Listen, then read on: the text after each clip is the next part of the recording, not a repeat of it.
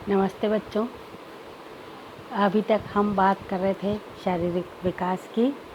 उसी क्रम में आज हम बात करेंगे शारीरिक विकास को प्रभावित करने वाले कारकों की। कौन कौन से ऐसे फैक्टर्स हैं जो बालक के शारीरिक विकास यानी फिज़िकल डेवलपमेंट को प्रभावित कर सकते हैं। सबसे पहला और सबसे महत्वपूर्ण इसमें जो कारण है वो है वंशानुक्रम यानी कि हेरिडिटी। जैसा कि हम पहले ही बात कर चुके हैं, हर बच्चे में जब गर्भाधान होता है तभी उसके माता एवं पिता दोनों से ही बराबर आधे आधे क्रोमोसोम्स हर बच्चे को मिलते हैं। और यही कारण है कि उसके अंदर जो भी गुण आते हैं या जो भी उसके शारीरिक लक्षण होते हैं वो सब उसको अपने माता पिता के अनुरूप ही मिलते हैं। वंशानुक्रम को सबसे महत्वपूर्ण कारण माना गया है। गर्भाधान के समय से ही माता पिता के जीन्स के माध्यम से शिशु में वंशानुगत गुण पहुंच जाते हैं। इसलिए बालक का रंग, रूप, स्वभाव, प्रकृति, शारीरिक गठन, लंबाई इत्यादि का निर्धारण उसके जन्म से पूर्व ही हो जाता है। दूसरा जो इम्पोर्टेंट फैक्टर है वो है आहार या न्यूट्रिशन। इस बारे में भी हम पहले भी चर्चा कर चुके हैं कि शारीरिक विकास सिर्फ वंशानुक्रम से ही प्रभावित नहीं होता, बल्कि भोजन एवं पोषण भी शारीरिक विकास को उतना ही महत्वपूर्ण ढंग से प्रभावित करता है। गर्भकाल से लेकर के जीवन पर्यंत मानव जीवन में आहार एवं पोषण का महत्वपूर्ण स्थान है। गर्भकाल में अगर माता को पूर्ण एवं पौष्टिक भोजन नहीं मिलता है तो उसका असर उसके गर्भ में पलने वाले बच्चे के वृद्धि एवं विकास दोनों पर होता है। अतः कई बार इस कारण से बालक समय से पूर्व भी पैदा हो सकता है, यानी कि अपरिपक्व अवस्था में प्री मैच्योर बर्थ इसको हम कहते हैं, ऐसा भी उसके लिए संभव होता है। और उस कंडीशन में जो बच्चा है उसकी जीवन की संभावनाएं कम हो जाती हैं। गर्भावस्था में अगर माता को पूर्ण पौष्टिक और संतुलित आहार मिलता है तो न सिर्फ गर्भस्थ शिशु का विकास अच्छा होता है, बल्कि जन्म के बाद भी उसके विकास उसी गति से होता है। और एक बार जब बच्चा पैदा हो गया उसके बाद में भी उसे पूर्ण पौष्टिक एवं संतुलित आहार की आवश्यकता होती है। लेकिन चूँकि बालक का पेट छोटा होता है इसलिए वो जल्दी जल्दी खाता है, उसे बार बार फ्रीक्वेंटली भोजन की ज़रूरत पड़ती है कि उसका पेट जल्दी खाली हो जाता है और वो खेलने कूदने में भी, उन गतिविधियों में भी ज़्यादा एक्टिव होते हैं, इसलिए उनको ज़्यादा ऊर्जा की ज़रूरत होती है। बालकों की जो बढ़वार है वो भी इस समय तीव्र गति से होती है, इसलिए उनके भोजन एवं पोषण पर पूरा ध्यान दिया जाना चाहिए। तीसरा महत्वपूर्ण कारण है अंतःस्रावी ग्रंथियाँ, एंडोक्रीन ग्लैंड्स। अंतःस्रावी ग्रंथियों से जो हार्मोन्स स्रावित होते हैं वो भी बालक के विकास को महत्वपूर्ण ढंग से प्रभावित करते हैं। जैसे पिट्यूटरी ग्लैंड से निकलने वाला ग्रोथ हार्मोन जो बालक की वृद्धि में महत्वपूर्ण भूमिका निभाता है। अगर वृद्धि हार्मोन ज़्यादा मात्रा में निकलता है तो बालक की लंबाई बहुत ज़्यादा हो सकती है, और कम मात्रा में निकलता है तो हो सकता है बच्चे की लंबाई सामान्य से भी कम हो। कई बार ऐसे बच्चे बौने या ड्वार्फ जिन्हें हम कहते हैं वो भी हो सकते हैं। इसी तरह से यौन हार्मोन्स के स्त्रवण से बालक बालिकाओं में मैच्योरिटी आती है और बालक में पुरुषों के गुण और बालिकाओं में स्त्रियों के गुण परिलक्षित होते हैं। थायराइड ग्रंथि से उचित विकास से बालक का शारीरिक और मानसिक विकास उत्तम प्रकार से होता है। इस तरह से अंतःस्रावी ग्रंथियों का बच्चों के शारीरिक विकास में एक महत्वपूर्ण योगदान है। अब आगे बढ़ते हैं भौतिक वातावरण, फिजिकल एनवायरनमेंट। भौतिक वातावरण भी बालक के शारीरिक विकास में महत्वपूर्ण रोल निभाता है।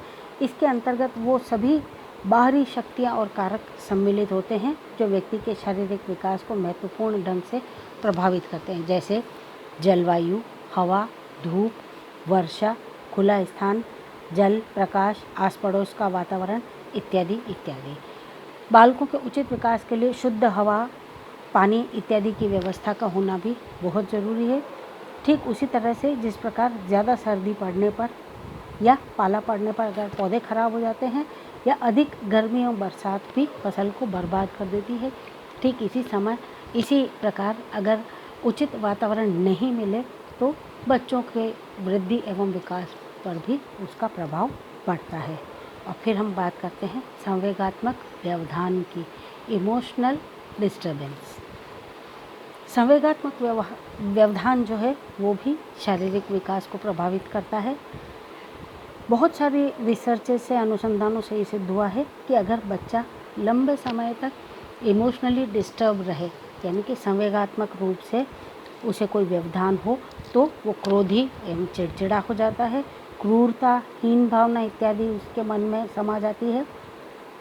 ऐसे बालक जिद्दी, क्रोधी, चिड़चिड़े हो जाते हैं, जिस कारण से उसका शरीर का विकास अवरुद्ध हो जाता है। संवेगात्मक तनाव के कारण पीयूष ग्रंथि से जो हार्मोन निकलता है उसमें बाधा उत्पन्न होती है और बच्चे के शारीरिक विकास पर वो बुरा प्रभाव डालती है।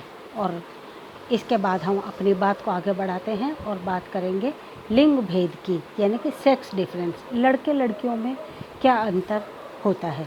शारीरिक विकास लिंग भेद के कारण भी प्रभावित होता है। जन्म के समय लड़के जो हैं लड़कियों की अपेक्षा ज़्यादा लंबे और वज़न में कुछ ज़्यादा होते हैं, लेकिन एक बार पैदा होने के बाद में लड़कियों की बढ़वार तेज़ गति से होती है और वो जल्दी ही परिपक्वता को प्राप्त करती हैं। लड़कों में शारीरिक विकास लड़कियों की अपेक्षा थोड़ा देर से होता है, लेकिन बाद की अवस्था में लड़के जो हैं वो लड़कियों की अपेक्षा अधिक लंबे एवं मोटे होते हैं। साथ ही उनका विकास भी लंबे समय तक चलता रहता है। इसीलिए वयस्क अवस्था को प्राप्त करते करते लड़के जो है वो लड़कियों की तुलना में ज़्यादा लंबे और वज़न में भारी हो जाते हैं। तत्पश्चात हम बात करते हैं फैमिली एनवायरनमेंट, यानी कि पारिवारिक वातावरण की। शारीरिक विकास को प्रभावित करने वाले कारकों में पारिवारिक वातावरण भी महत्वपूर्ण भूमिका निभाता है। हरलॉक ने इस पारिवारिक वातावरण के बारे में ये कहा है कि प्रत्येक आयु पर वातावरण का प्रभाव लंबाई की अपेक्षा वजन पर अधिक पड़ता है।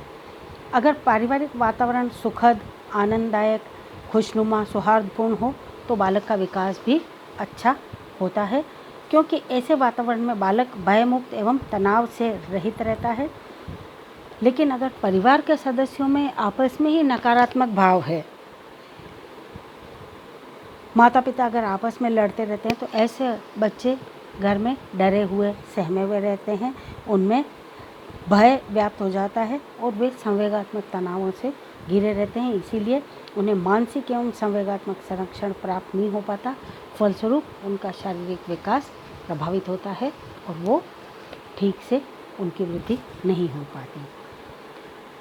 आगे बढ़ते हैं, बात करते हैं बुद्धि यानी कि इंटेलिजेंस की। खूब सारी स्टडीज़ ने, अध्ययनों ने ये बताया है कि बुद्धि न केवल मानसिक विकास को बल्कि शारीरिक विकास को भी प्रभावित करती है।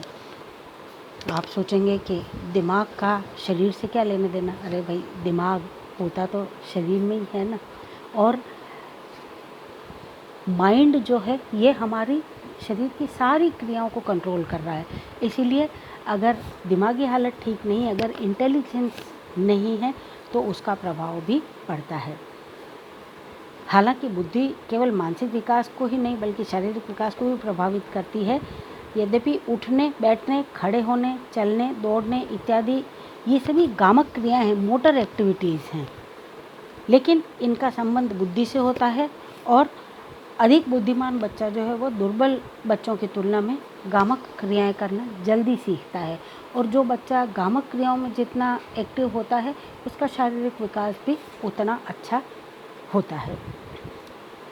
टर्मेन के अनुसार प्रखर बुद्धि के बालकों में बोलने की क्रिया 11 महीने में और चलने की क्रिया 13 महीने में प्रकट हो जाती है, जबकि दुर्बल बुद्धि वाले बच्चों में ये क्रियाएं जो है क्रमशः 15 और 30 महीने तक भी डिले यानी कि देर से होती हैं। इस प्रकार बुद्धि एवं यौन परिपक्वता का भी हम कह सकते हैं कि आपस में घनिष्ठ संबंध है। प्रखर बुद्धि के बालकों में यौन परिपक्वता जो है वो दुर्बल बुद्धि के बालकों की तुलना में 1 से 2 वर्ष पहले आती है। इस तरह से हम कह सकते हैं कि बुद्धि का प्रभाव भी शारीरिक विकास के विभिन्न क्षेत्रों में पड़ता है। और फिर बात करते हैं रोग यानी कि डिजीज़ की। शरीर में अगर कोई भी रोग हो, कोई भी बीमारी अगर बच्चे को है, तो वो भी शारीरिक विकास को महत्वपूर्ण ढंग से प्रभावित करती है।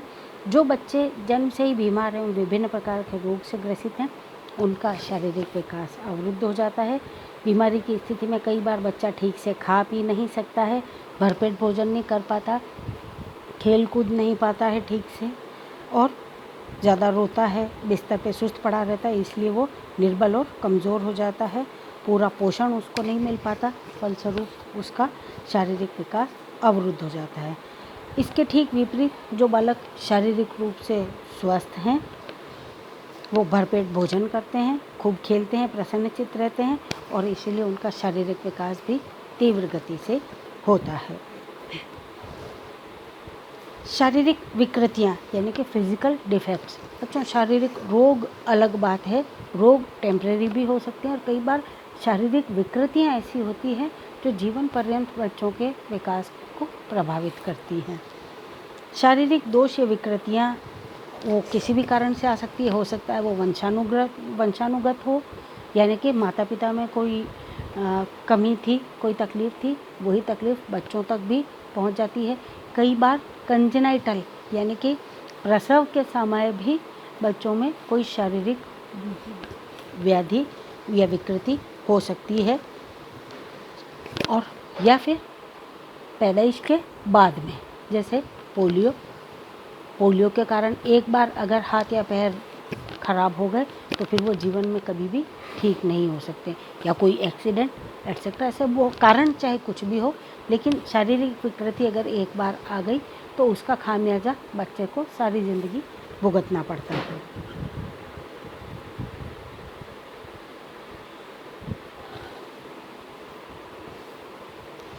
इसके बाद में हम अपनी बात को आगे बढ़ाते हैं।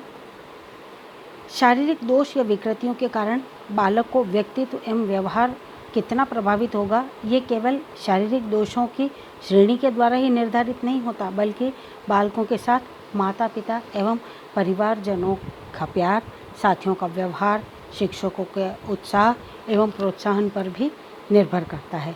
अगर बालक को माता पिता, परिवारजनों, विद्यालय के साथियों, शिक्षकों से अपेक्षित प्यार, स्नेह और प्रोत्साहन मिलता है, तो ऐसे बालक शारीरिक दोष को नज़रअंदाज करते हुए भी अपने जीवन में निर्धारित लक्ष्यों को प्राप्त कर पाते हैं और समाज में एक कर्मठ सदस्य के रूप में जीवन यापन कर पाते हैं। लेकिन अगर माता पिता एवं परिजनों के साथ उसको स्कूल के साथियों और अध्यापकों से भी उपेक्षित व्यवहार मिलता है, तो उसे विभिन्न प्रकार से प्रताड़ित किया जाता है, तो बालक का व्यवहार एवं व्यक्तित्व दोनों ही प्रभावित होते हैं और बालक नकारात्मक व्यवहार प्रदर्शित करने लगता है और उसका व्यक्तित्व भी असंतुलित हो जाता है।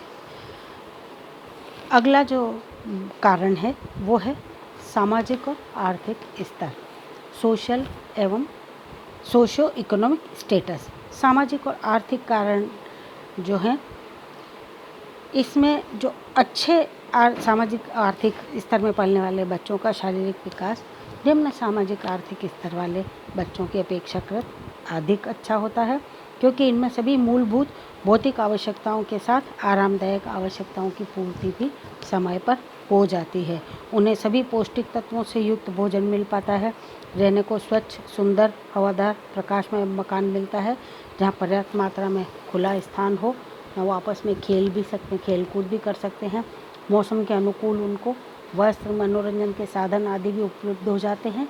ऐसे बालक स्वस्थ, निरोग, चुस्त, फुर्तीले और क्रियाशील होते हैं और उनका शारीरिक विकास उत्तम होता है। लेकिन जिन बालकों का आर्थिक सामाजिक स्तर निम्न होता है, उन्हें जीवन जीने के लिए मूलभूत भौतिक आवश्यकताओं की पूर्ति भी नहीं हो पाती है। उन्हें दोनों समय का भोजन भी नहीं मिल पाता। परिणाम स्वरूप पोषण न्यूनता जनित जो रोग हैं वो उसके शिकार हो जाते हैं और बेरी, स्कर्वी, रतौंधी, रिकेट्स, त्वचा के रोग, मरासमस, क्वाशरकोर इत्यादि किसी भी रोग से वो ग्रसित हो सकते हैं।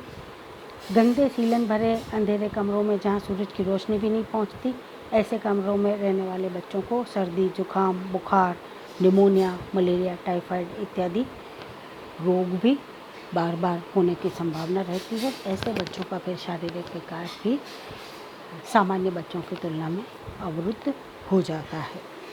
और जो आखिरी कारण माना गया है वो है दुर्घटना, कोई भी एक्सीडेंट। एक बार जीवन में मैंने जैसे अभी पहले भी बात की थी, वहाँ हमने बीमारी की बात करी। एक्सीडेंट भी एक ऐसा कारण है जिसके कारण से भी शारीरिक विकास प्रभावित हो सकता है। दुर्घटना चाहे कैसी भी किसी भी कारण से हो, जैसे तीक्ष्ण एवं धारदार हथियार से, चाकू से, जल जाने से, गिर जाने से, मोटर गाड़ी से, विषैले जानवर द्वारा काटे जाने से, या कोई भी और कारण हो सकता है। अगर बालक के शारीरिक विकास को अवरुद्ध कर कई बार ये बालक के शारीरिक विकास को अवरुद्ध करती हैं, और कई बार अगर दुर्घटना बहुत ज़्यादा गंभीर है तो ऐसे में बच्चों की जान भी जा सकती है। कई बार हम सुनते हैं जैसे कि फलाने व्हीकल की चपेट में आने से इतने लोगों की मृत्यु हुई। तो एक्सीडेंट एक ऐसा भयावह सच्चाई है जो मानव के जीवन को किसी भी समय में प्रभावित कर ही सकता है। दुर्घटना चाहे बड़ी हो चाहे छोटी, लेकिन बालक के शारीरिक और मानसिक विकास को तो प्रभावित करती ही है। दुर्घटनाएं व्यक्ति के जीवन में अभिशाप बन के आती है, उसे प्रताड़ित करती हैं। कई बार दुर्घटना के कारण बच्चे जीवन भर के लिए विकलांग हो जाते हैं। माता पिता द्वारा जिन बच्चों की अच्छी तरह से देखभाल एवं पालन पोषण नहीं किया जाता और उन्हें उनकी मर्जी से जहाँ चाहे घूमने की इजाज़त दे दी जाती है, उनसे भी दुर्घटनाएं होने की आशंका प्रबल हो जाती हैं। दुर्घटना के परिणाम हमेशा बुरे ही होते हैं, चाहे दुर्घटना छोटी हो या बड़ी। उसके कारण बच्चों में स्थायी एवं अस्थायी दोष उत्पन्न हो सकते हैं। इसलिए माता पिता को चाहिए कि अपने बच्चों का विशेष ध्यान रखें। बच्चों, ये थे कुछ ऐसे कारण जिनके रहते बच्चों का शारीरिक विकास प्रभावित होता है। आज हमारा ये चैप्टर यहीं ख़त्म हो रहा है। आपको इससे संबंधित असाइनमेंट दिया जाएगा, उसे आप समय पर पूरा करें।